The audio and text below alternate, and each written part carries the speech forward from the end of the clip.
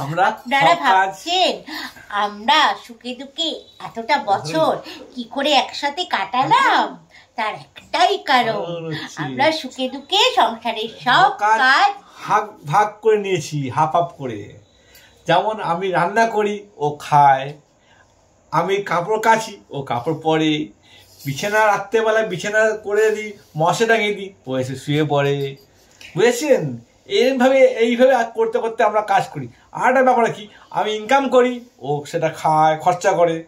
ব্যাপারটা বুঝতে পারছেন? তুমি বকবে না বাসনগুলো গিয়ে মাজবে?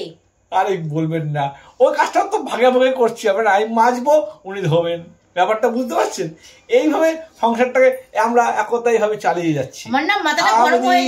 এগিয়ে যাবো, কত এগোবো, আরো অবশ্যই যত বাঁচবো অবশ্যই এগিয়ে যাবো।